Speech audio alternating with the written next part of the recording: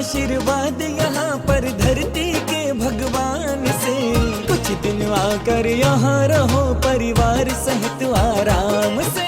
भगवान महावीर स्वामी एवं उनकी आराती आचार्य आर्ष परंपरा के कट्टर समर्थक परम पूज्य साधना सम्राट जगत गुरु भारत गौरव गणाधिपति गणधराचार्य गुरुदेव कुंतु सागर जी महाराज के श्री चरणों में अपना नमोस्तु निवेदित करते हुए आज के शुभ अवसर पर तत्वार सूत्र की विवेचना आप सब लोगों के लिए करूं।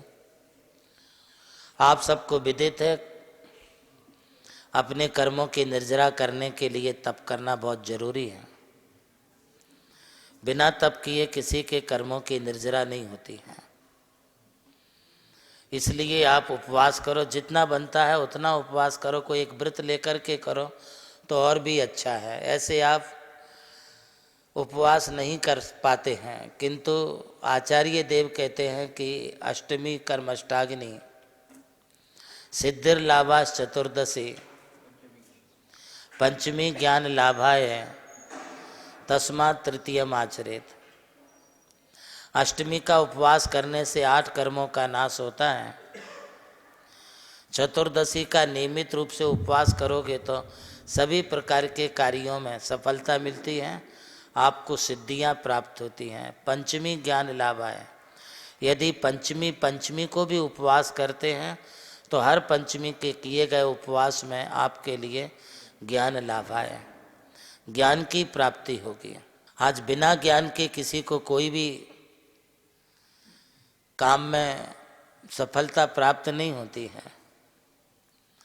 इसलिए ज्ञान प्राप्त करने के लिए पंचमी का भी उपवास है। संकल्प पूर्वक प्रतिज्ञा लेकर के यदि आप उपवास करते हैं तो उसका विशेष बेनिफिट है। कभी अड़ी अड़चन रही, कभी भोजन नहीं मिला, आप उपवासे रह गए, उसका कोई फल नहीं है। मान लीजिए आप जैन समाज से हैं, रात में खाते नहीं हैं और दिन में आप पूरा जो है काम में व्यस्त हो गए, दिन भर आपका भोजन नहीं हुआ और रात में आप कुछ लेने वाले नहीं।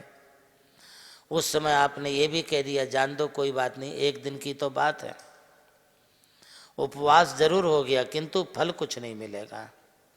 तो इस उपवास का फल तब मिलेगा जब आप जो है संकल्प पूर्वक करें, एक बात। दूसरी बात, मजबूरी में कोई कोई उपवास कर लेते हैं। एक महिला थी, गरीब परिवार से थी, वो एक दिन वो काम पर नहीं गई तो दूसरे दिन उसके घर में आटा मिर्ची मसाला चावल दाल ये कुछ नहीं रहा, मजबूरी में उपवास हो गया। इस उपवास का भी कोई फल नहीं है। एक महिला थी, बीमार थी, बीमार पड़ी, दिन भर कुछ खाया नहीं, डॉक्टर ने भी कह दिया अब अगले दिन भी कुछ नहीं खाना, खाएगी तो और बीमार पड़ेगी। तो उस दिन भी उपवास हो गया, इसको भी कोई उपवास का फल नहीं मिलेगा।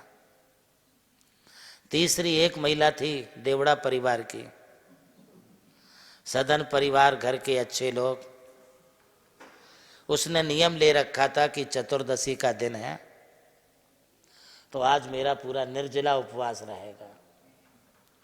अब आप बताइए इन तीनों में से कौन सी महिला के लिए उपवास का फल मिलेगा? देवड़ा परिवार की महिला को, क्योंकि उसने संकल्प पूर्वक उपवास किया है। सदन है, घर में सब सुविधाएं हैं, सब कुछ है, किंतु सब कुछ होकर के भी छोड़ दिया, त्याग कर दिया, तो उस उपवास का विशेष फल उनके लिए प्राप्त होता है।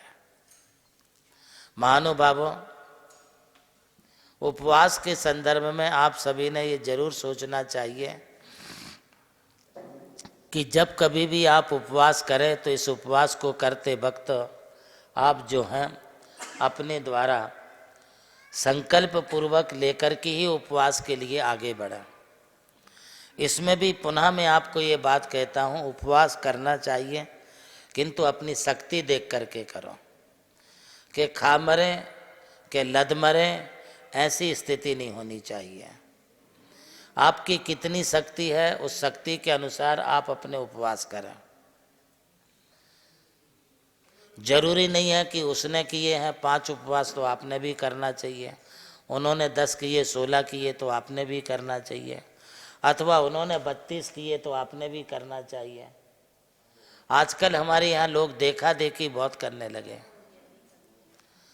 एक बात है कि देखा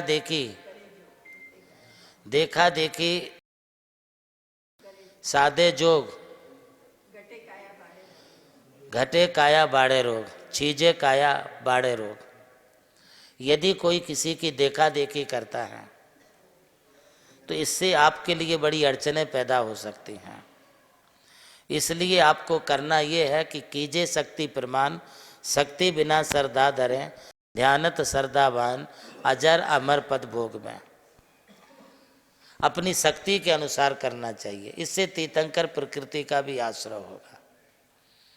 उपवास करने से आपके लिए नियमित रूप से होगा ये, आपका बल बढ़ेगा, मनोबल बढ़ेगा, मन की विशुद्धि बढ़ेगी, शरीर में हल्कापन आएगा।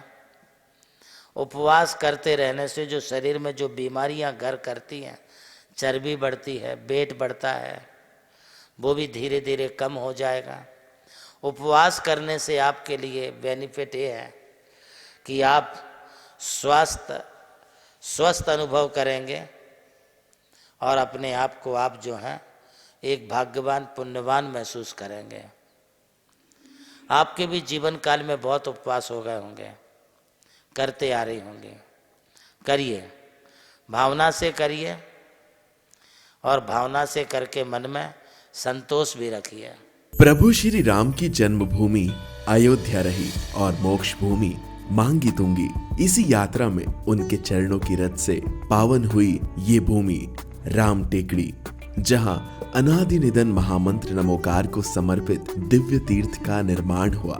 नमोकार तीर्थ जो स्थित है नासिक जिले की चांदवड़ तहसील के ग्राम मालसाने में, परम पूज्य गणाधिपति गणधराचार्य श्री कुंथू सागर जी महाराज के उत्तराधिकारी शिष्य परम पूज्य सारस्वताचार्य देवनंदी जी महाराज ने कई तीर्थों के जीर्णोद्धार के पश्चात एक ऐसे तीर्थ की परिकल्पना की कि जहां के दर्शन मात्र से ही जैन धर्म का ज्ञान हो सके, जिसके विशाल प्रांगण में प्रवेश करते ही दर्शन होते हैं विश्व के सबसे ऊंचे समोशरण के 108 फीट ऊंचा यह समोशरण बोलता हुआ समोशरण होगा, जो आधुनिक टेक्नोलॉजी पर आधारित होगा। इसकी परिक्रमा आप मिनी ट्रेन और नौका विहार के माध्यम से भी कर सकेंगे। समोशरण में भूतल पर कलिकुंड पार्श्वनाथ भगवान और पद्मावती माता के 24 स्वरूप विराजमान है। प्रथम तल पर चंद्र प्रभु भगवान की 32 फीट ऊंची अति मनोहर पद्मासन प्रतिमा विराजमान है।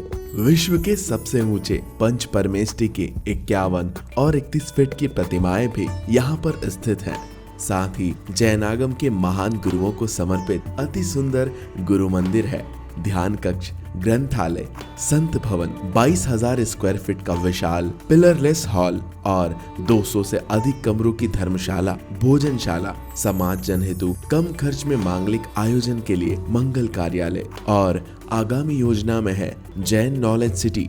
और इस भूमि पर आकर आपको अनुभव होगा नमोकार केवल एक तीर्थ नहीं, एक दिव्य अनुभूति है। वो अनुभूति आपकी भी प्रतीक्षा में है।